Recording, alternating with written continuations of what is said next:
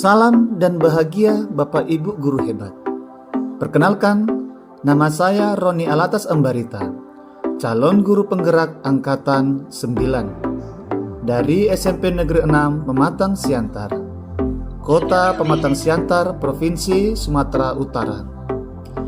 Pada video berikut ini, saya akan memaparkan aksi nyata modul 1.3 tentang visi guru penggerak.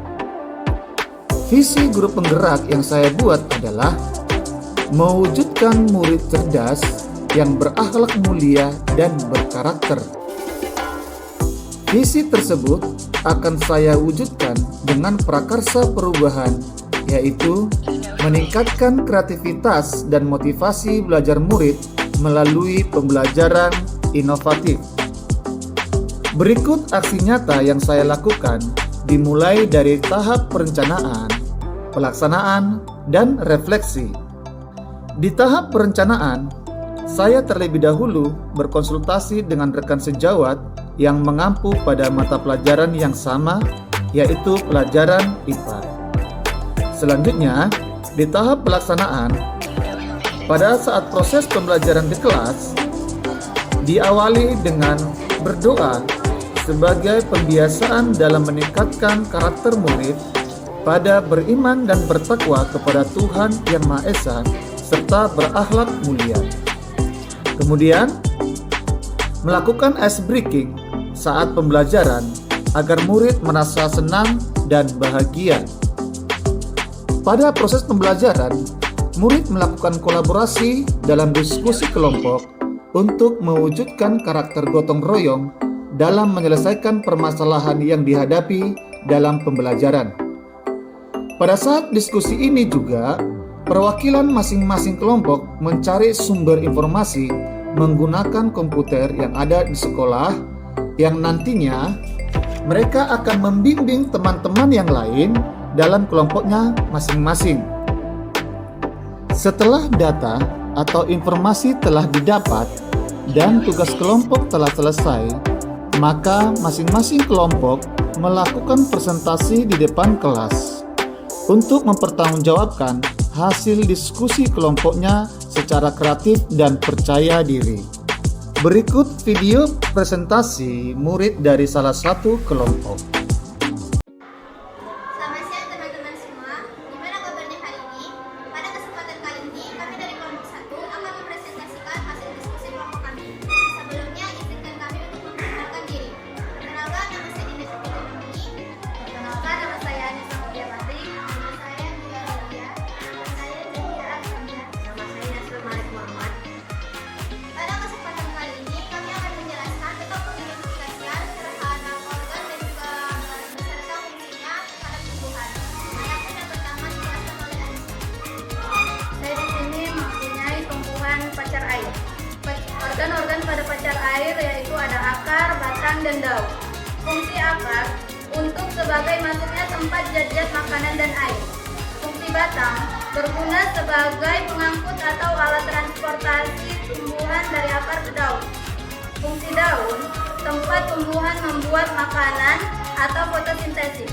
Manfaat pada tumbuhan tersebut untuk mengobati anti radang, radang kulit, radang kuku, mengurangi rasa nyeri dan bisu. Sekian dari saya, terima kasih. Ini adalah tumbuhan bayam. Tumbuhan bayam banyak dijumpai di Indonesia.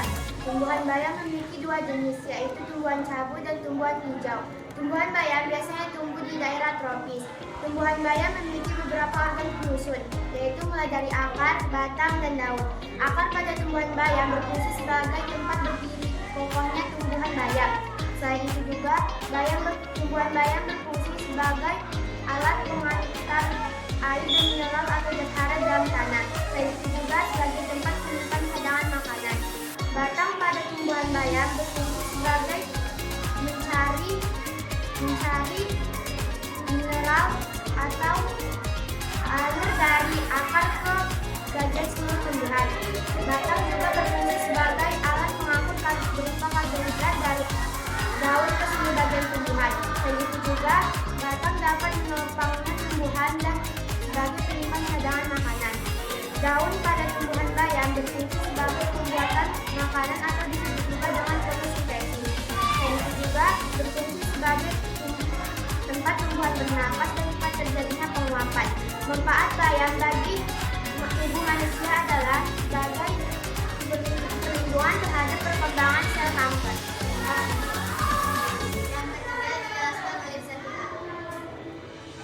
Ini adalah jahe. Jahe memiliki beberapa organ penyusun, yaitu daun, batang, dan akar. Masing-masing organ penyusun memiliki fungsi, yaitu fungsi daun berfungsi sebagai alat fotosintesis bagi kehidupan manusia, dapat dijadikan obat-obatan dan sebagai bumbu dapur. Batang jahe berfungsi sebagai alat penyimpanan cadangan makanan. Akar jahe berfungsi sebagai alat penyimpanan cadangan makanan dan untuk menyerap zat hara dari dalam tanah. Yang keempat dijelaskan oleh Yasmin. Ini ada tanaman lengkuas. Tanaman lengkuas terdiri atas 3 bagian, yaitu daun, batang, dan akar.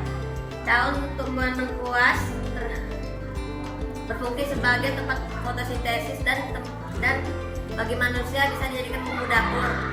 Batangnya berfungsi sebagai untuk menyimpan cadangan makanan, dan akarnya berfungsi tempat menyerap zat hara dari dalam tanah. Ini adalah tanaman kangkung. Pada tanaman kangkung memiliki 3 organ, yaitu akar, batang, dan juga daun.